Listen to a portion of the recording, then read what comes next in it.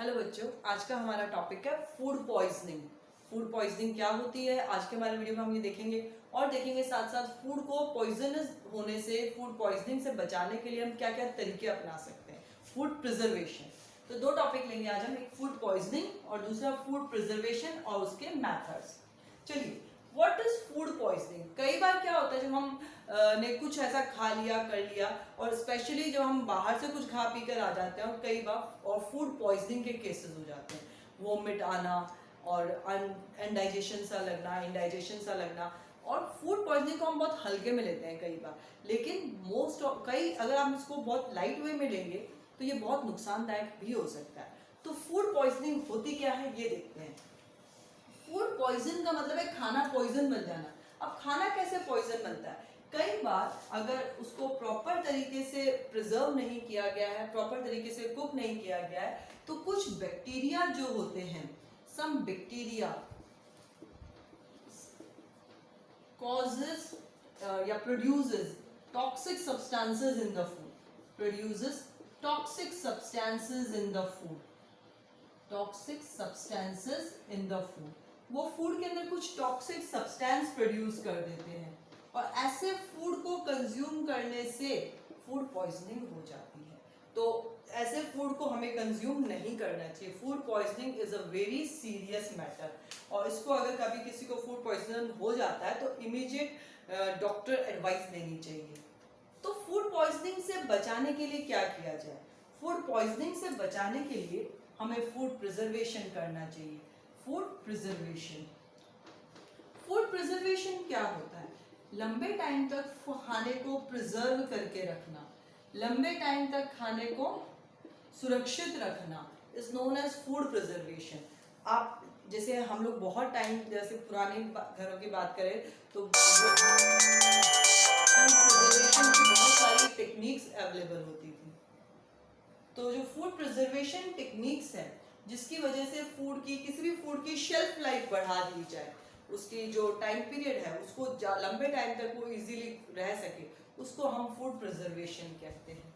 ठीक है, माइक्रोब्स, हमें पता है कि माइक्रोब्स जो होते हैं बहुत इजीली ग्रो कर जाते हैं इन देयर फेवरेबल कंडीशन, जो उनके लिए कंडीशंस फेवरेबल होती है, जैसे कि उनको फूड, वाटर और वार्म टेम्परेचर मिलता है, ऑप्टिमम रेंज ऑफ टेम्परेचर मिलता है। अगर उस रेंज से कम टेम्परेचर या ज़्यादा टेम्परेचर मिल जाए तो वो जो माइक्रोब्स है वो ग्रो नहीं कर पाएंगे, और हमारा जो फूड है वो भी प्रिजर्व रह जाएगा। तो फूड प्रिजर्वेशन का मतलब हो गया the method to increase the shelf life, the methods which are used to increase the shelf life of a food, which are used to increase the shelf life of a food particle, used to increase the shelf life of a food particle। किसी भी food particle की shelf life को बढ़ाने के लिए जो technique use की जाती है उन्हें हम फूड प्रिजर्वेशन मेथड्स कहते हैं। और वो कौन कौन से मेथड्स हैं, जस्ट लुक इनटू दैट, कि हम कौन कौन से मेथड से फूड प्रिजर्वेशन कर सकते हैं, खाने को बचा सकते हैं। चलिए, इसमें दो चार चीजें बहुत ज्यादा इंपॉर्टेंट है। Methods of food preservation, methods of food preservation, कौन कौन से मेथड्स हम अपना सकते हैं फूड को प्रिजर्व करने के लिए, फूड प्रिजर्वेशन। चलिए, सबसे पहला मेथड आता है sun drying. What do you mean by the term sun drawing.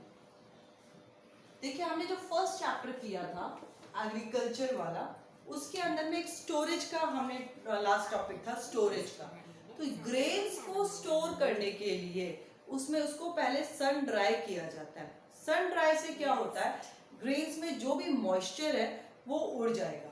Moisture के उड़ जाने से फंगल का इन्फेक्शन जो होता है वो बिल्कुल ना के बराबर हो जाएगा, क्योंकि उसमें कोई मॉइस्चर ही नहीं है, पानी बिना कोई भी माइक्रो ऑर्गेनिज्म ग्रो नहीं करेंगे। तो sun drying is important for the grains.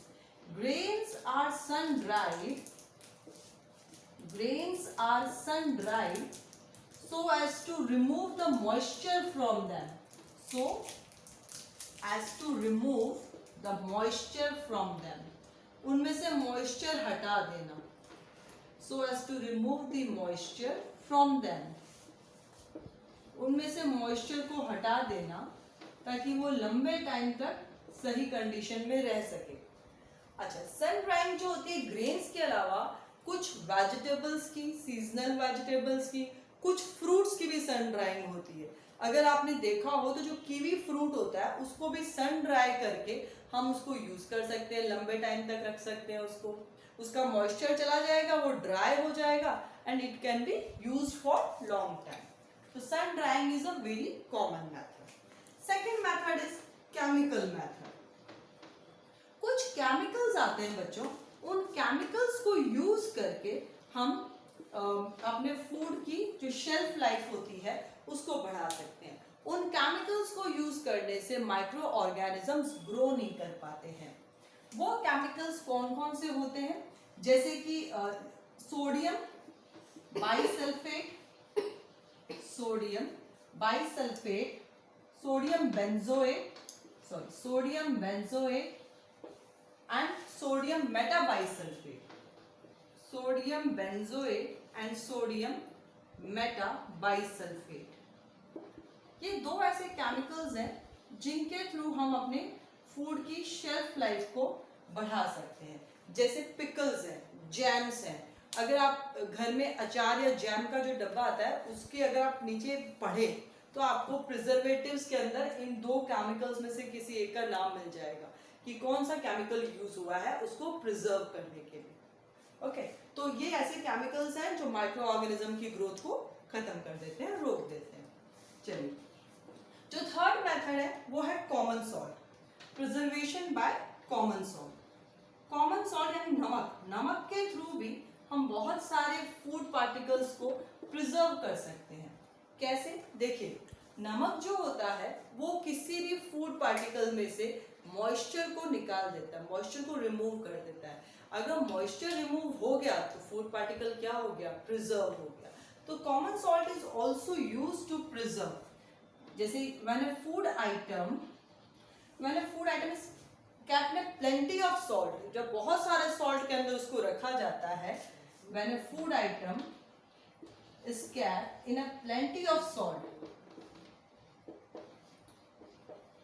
in plenty of salt, moisture is released from them.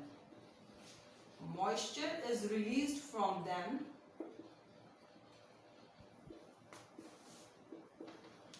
Moisture is released. और moisture release होने से आप पढ़ोगे ये प्रोसेस कहलाती है ऑस्मोसिस। जब moisture release हो जाता है तो फूड आइटम जो है वो लंबे टाइम तक सरवाइव कर जाता है, क्योंकि पानी निकल गया तो उस प्रोसेस को हमने नाम दे दिया dehydration. It causes dehydration. Dehydration किसका हो गया? फूड आइटम का।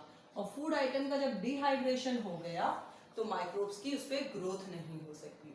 जब बहुत पुराने टाइम में जब सेलर्स लोग वॉयजेस पे जाते थे, लंबी लंबी वॉयजेस पे जाते थे, तो वो लोग अपने साथ में फिश वगैरह लेकर जाते थे, कोई भी फूड आइटम, तो उसको प्रिजर्व करने, उस वक्त फ्रिज तो थे नहीं, तो उसको प्रिजर्व करने के लिए वो लोग यूज करते थे सॉल्ट। वो अपने फूड आइटम्स को बहुत सारे सॉल्ट के अंदर में रखते थे, तो उससे फूड आइटम लंबे टाइम तक प्रिजर्व रहता था। तो salt, common salt is also used as a preservative. चलिए नेक्स्ट देखते हैं। जैसे अगर कॉमन सॉल्ट है तो हम कॉमन शुगर या जो शुगर होती है उसको भी यूज कर सकते हैं, है ना।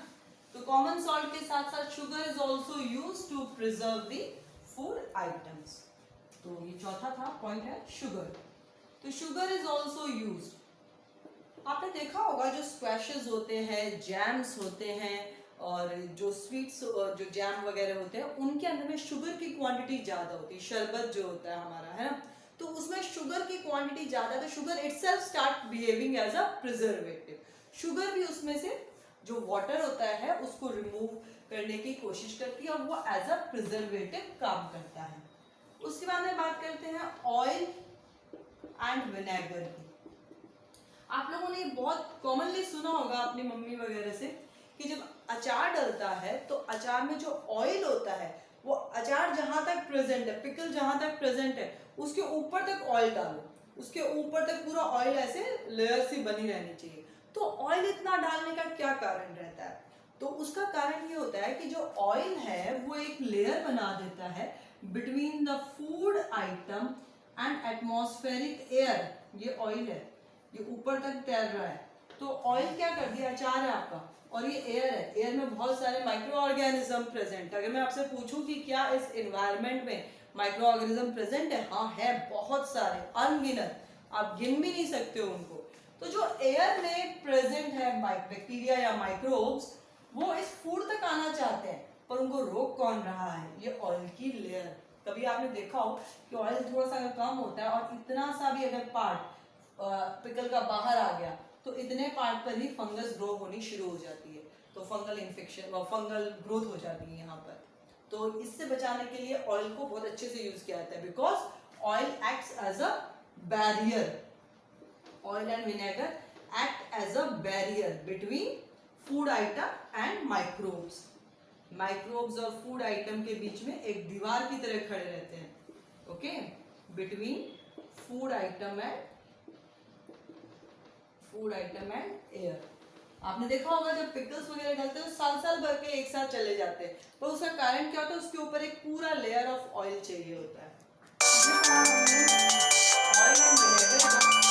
उसके बाद में एक सबसे इंपॉर्टेंट पार्ट है, चलो उसको हम नए तरीके से लेंगे, वो हीट एंड कोल्ड ट्रीटमेंट। देखिए, अगर आप किसी चीज को गर्म कर लेते हैं तो एक बहुत हाई टेम्परेचर तक चला गया तो बैक्टीरिया किल हो जाते हैं, माइक्रोब्स किल हो जाते हैं, और उसको बहुत ज्यादा ठंडा कर लिया तो भी माइक्रोब्स ग्रो नहीं कर पाएंगे। तो ऐसी दोनों कंडीशंस के अंदर माइक्रोब्स ग्रो नहीं कर सकते। तो अगर आपको किसी भी माइक्रो ऑर्गेनिज्म से हमारे फूड पार्टिकल को बचाना है तो हम उसको या तो हाई टेम्परेचर या बहुत कोल्ड टेम्परेचर यानी रेफ्रिजरेटर, फ्रिज में प्रिजर्व कर सकते हैं। एक और ट्रीटमेंट होता है मिल्क को प्रिजर्व करने का, जिसका नाम है पास्चराइजेशन। पास्चराइजेशन ये बहुत इंपॉर्टेंट है, आपको पता होना चाहिए।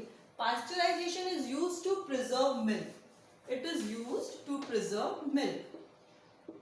जो भी पैकेट वाले दूध आते हैं, it is used to preserve milk, वो सब पास्चराइज्ड मिल्क होते हैं, उसमें पास्चराइजेशन किया हुआ होता है, और वो मिल्क जो होता है वो कुछ लंबे टाइम तक सेफ रहता है, वो खराब नहीं होता। अगर आप उसको फ्रिज में रख के रख देंगे तो भी वो खराब नहीं होगा।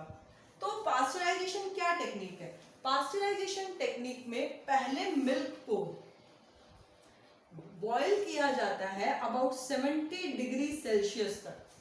70 डिग्री सेल्सियस तक उसको बॉईल करते हैं फॉर से 15 to 30 मिनट्स, और उसके बाद में तुरंत उसको एकदम ठंडा चिल्ड कर लिया जाता है, एकदम ठंडा। पहले आपने बहुत ज्यादा गर्म किया तो जितने भी माइक्रोब्स थे वो सब खत्म हो गए, फिर तुरंत आपने उसको ठंडा कर दिया। तो ये जो प्रोसेस, तो जो भी माइक्रोब्स ग्रो करने के लिए वार्म टेम्परेचर ढूंढ रहे थे उनको वो वार्म टेम्परेचर भी नहीं मिला। तो इस टेक्निक को हम कहते हैं preservation. Preservation is the boiling of milk for 70 degree at 70 degree Celsius for 15 to 30 minutes and then chilling it up to a very cold temperature। तो उससे हम मिल्क को प्रिजर्व कर सकते हैं।